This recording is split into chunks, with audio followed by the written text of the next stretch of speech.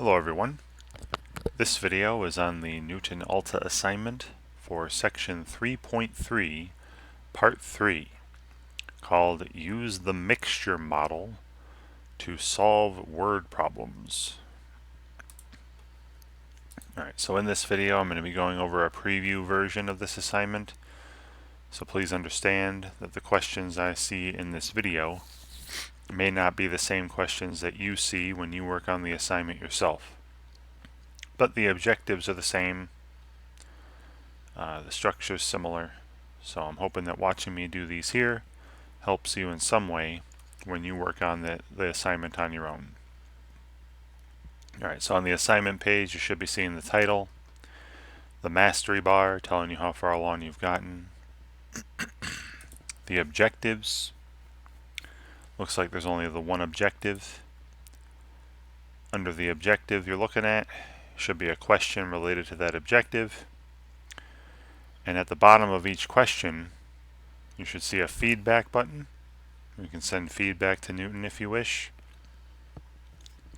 You will not have the instructor cheat button, right? That's for instructors only. But you will have the more instruction button. If you're struggling with a topic, you can click on this. It'll take you to a page with some reading or some videos to study, and then you can do questions related to that instruction, and completing those questions will also progress you through the assignment. Okay. So the first and only objective here, use the mixture model to solve word problems. Mixture model, we're just going to be doing a lot of multiplying. You know, if something costs so much per pound and I have so many pounds, right, you multiply those to get the cost. We might be using the interest equals principal times rate times time formula, or just principal times rate for 1 year. But it's going to be taking an amount of something and multiplying it by a rate. Amount times some rate for all these mixtures. You'll see as we go through the examples. Alright, so the first example is about interest earned. So here Sean has $15,000 to invest. She will put some of it into a fund that pays 4.5% annual interest, and the rest in a certificate of deposit, a COD, right, or just certificate, that pays 1.8% annual interest. How much should she invest in each account if she wants to earn 4.05% annual interest on the total amount, right, on the $15,000? Alright, so I'll write out the information we have here. Now the question is, how much should she invest in each of these accounts? So the amount of money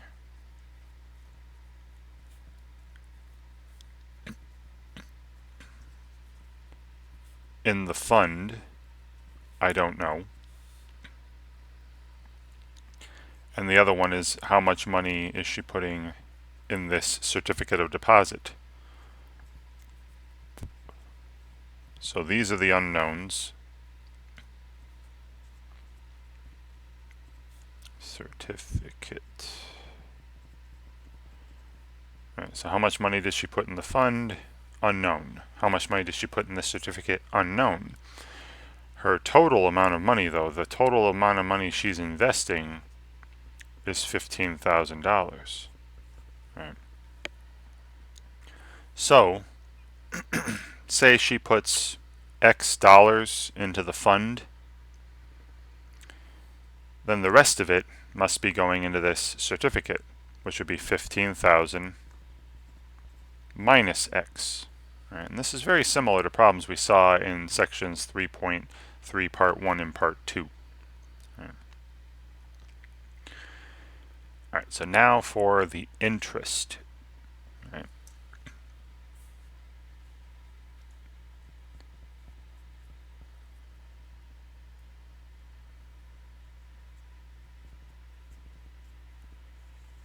Now remember, the interest rate for the fund was 4.5%, which I'm going to use 0.045 for that. That was the annual interest rate for this fund. The interest rate for this certificate, the annual interest rate was 1.8% or 0.018. So we're going to make an equation all about the interest earned by these accounts. So she wants the interest earned by the fund in a year, right? This is in 1 year, by the way, right? In 1 year, annually, right? So we don't have a value of t or anything. T is just 1 year, so I don't have to worry about that. So I want the fund interest plus the certificate's interest earned in a year to be equal to the total interest. Right. Now remember what she wanted, right, for the total interest. Right? She wants the total interest to be 4.05% of the total amount.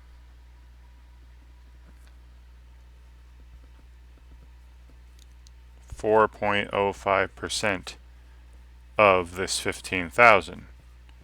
Right, so this is what I meant by these problems are going to involve a lot of multiplication by some sort of rate, whether it be an interest rate or a rate of sale or whatever, a cost per pound, junk like that.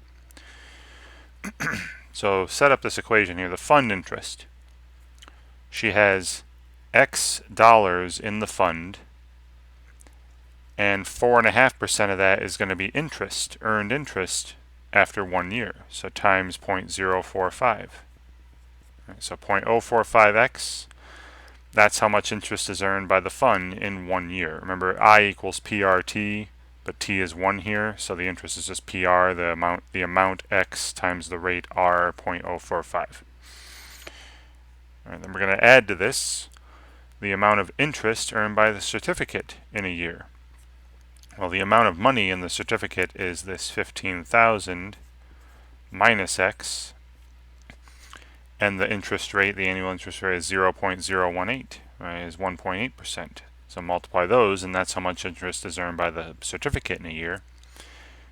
And she wants this to be equal to 4.5% of the total amount of money, so 0.0405, right, that's 4.5%, or 4.05%, sorry, not 4.5%. 4.05% of the $15,000 times 15,000. Okay, and I've got a calculator in my hand off to the side, so if you have a calculator available, go ahead and use it. I'm just trying to make things quicker here. So let's solve for X. So I distribute this 0.018. So I have 0.045x plus, then, that's 18 thousandths times 15,000. This is 18 times 15, really. So 270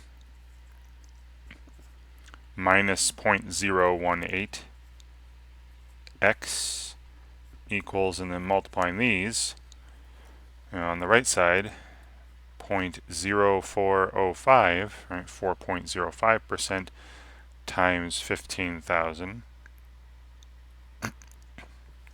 That's $607.50, or 607.5.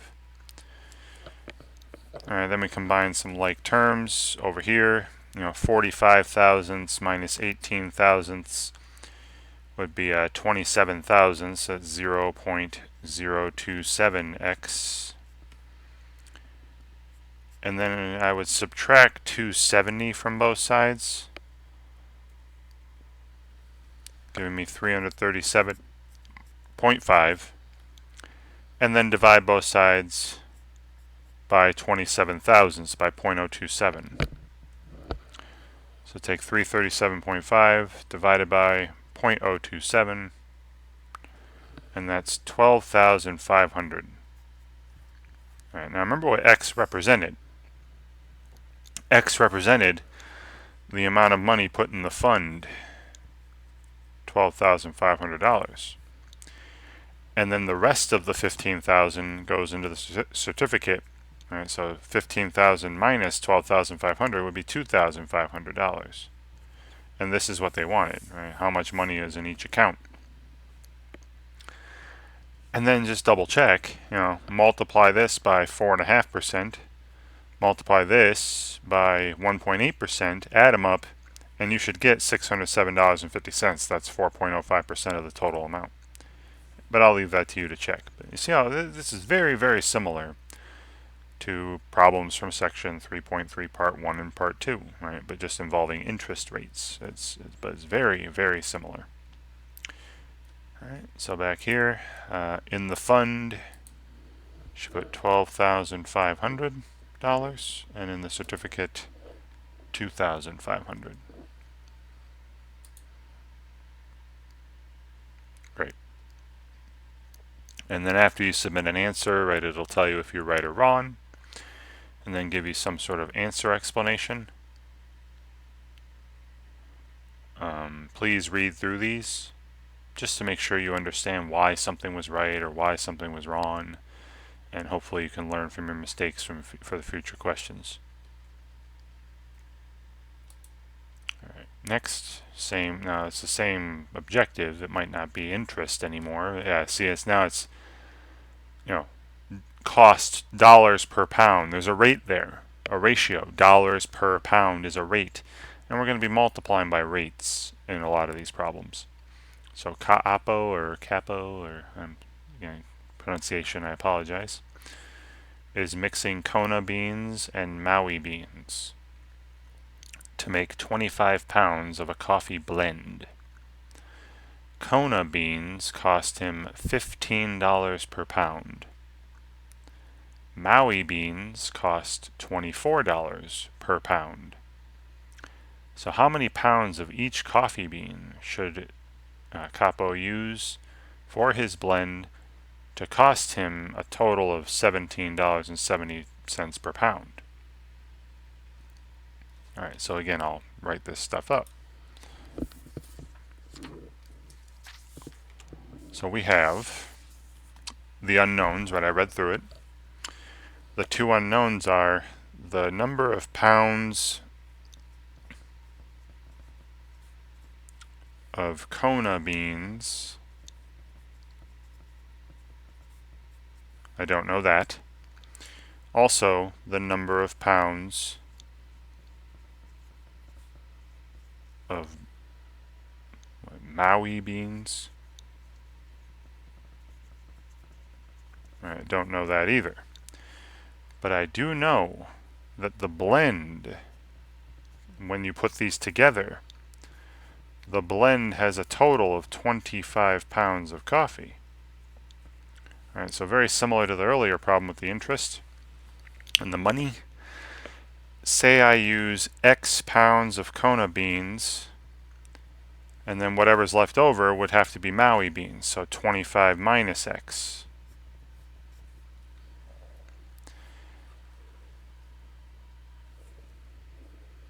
All right. Now, we're going to have an equation, instead of involving interest here, it's going to involve costs. I want the cost of the Kona beans plus the cost of these Maui beans to be equal to the cost of the blend. All right, now the blend, he wants the blend to be $17.70 per pound, right? He wants the blend to be $17.70 per pound, right? And there are 25 pounds of these, right? So the total cost of the blend is going to be $17.70, so $17.70 here, times 25. All right, it's $17.70 per pound times 25 pounds. Pounds would cancel, and you have dollars. I'm going to do the same thing for these cost of the individual beans, right? The Kona beans and Maui beans. So he has X pounds of Kona beans, and these Kona beans cost $15 a pound. So $15 a pound times X pounds. The pounds cancel. This is in dollars now. All right. Plus another thing in dollars, the cost of the Maui beans. Right? There are 25 minus X pounds of Maui beans, and the Maui beans cost $24 a pound. Right? So $24 a pound times how many pounds of Maui beans he has, the pounds would cancel, and you'd be left with dollars. So again, everything is in dollars now. And again, very similar to what we just had in the previous problem. All right, so I'm distributing 24 here. We'd have 15x plus, and then 25 times 24 would be 600 minus 24x equals, and then I'll just, again, I got a calculator in my hand off to the side. So 17.7 times 25, this is 442.50 or 442.5. So that's how much he wants the blend to cost. 25 pounds at $17.70 a pound. That's gonna be he wants that whole blend to cost $442.50. Then we solve for x. Right, now 15x minus 24x, that's negative 9x equals, and then subtracting 600 gives me negative 157.5 on the other side. And then we divide by 9, or negative 9. That'll make this a positive number, right? Negative divided by negative. So 17.5. 17.5. So remember what this means. Remember what x represents. Right? X represents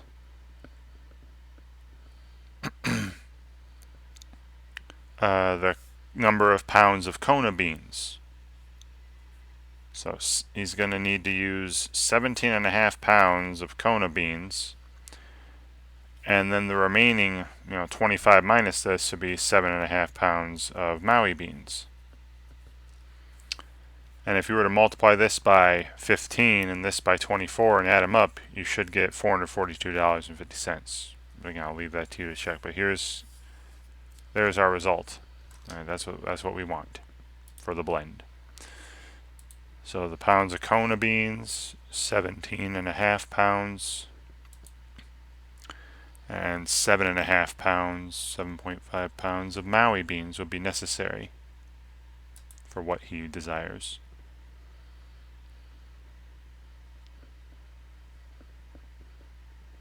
Okay. And again, please read through the answer explanations. Make sure things make sense. Alright, so this one, another interest rate problem. So here, Enrique borrowed $23,500 to buy a car. He pays his uncle 2% interest on the $4,500 he borrowed from him, and he pays the bank 11.5% interest on the rest. Alright, so what average interest rate does he pay on the total? Alright.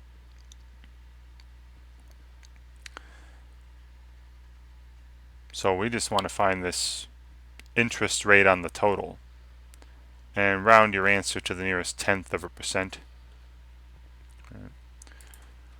So again, very similar setup.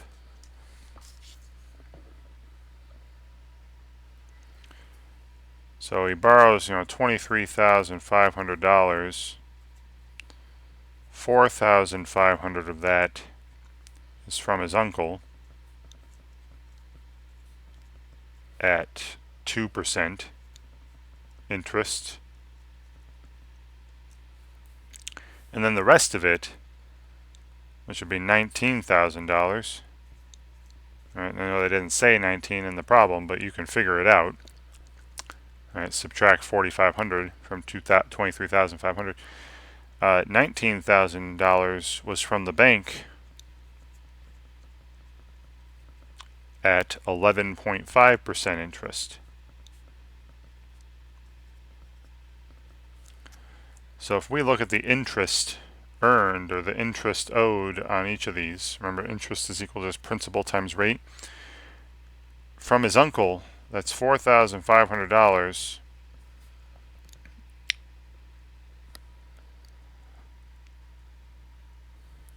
times, 0.02, right, times 2%. So this would be $90 in interest he paid to his uncle. Right. And then for the bank, the $19,000 he borrowed from the bank had an 11.5% interest rate. So 0.115. Multiply those, and this one I'll just do with a calculator as well. 19,000 times 0.115. That's $2,185 in interest. So the total interest that he paid back on these loans is $2,275. Now remember, the question is, what percentage is that of the total? All right, that's 23,500 times what rate? All right, R is the total interest rate, or the average interest rate on the total. All right, sorry about the rush on that. So yeah, so I'm just simply dividing by 23,500. It's going to be the total interest that he paid for his uncle, to his uncle in the bank, put together, divided by, and then just what percentage of that is that of the total amount that he had, and we'll round to the nearest tenth of a percent. All right, so 2,275 divided by 23,500 is 0.0968 and so on. If I change that to a percentage, that's 9.68 and so on percent. I move the decimal place to the right twice, times 100, and then throw a percent sign after it, divided by 100. And if I round this to the nearest tenth of a percent, like they're asking, this is approximately 9.7%. All right, so he paid his uncle 2% interest, the bank 11.5%, for an average of 9.7% on the total.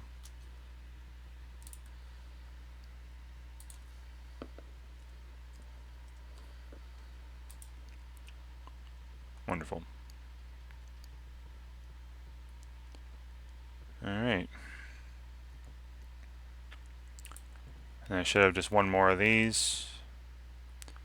All right, so another interest one. This is pretty much like the last problem. So Liam borrowed a total of $35,000 to pay for college. He pays his parents 3% interest on the $8,000 he borrowed from them, pays the bank 6.8% on the rest. So what average interest rate does he pay on that total of $35,000? Round your answer to the nearest tenth of a percent. So this is very much the same, just with some different numbers as the last problem. So again, so he's got $35,000 total that he borrowed.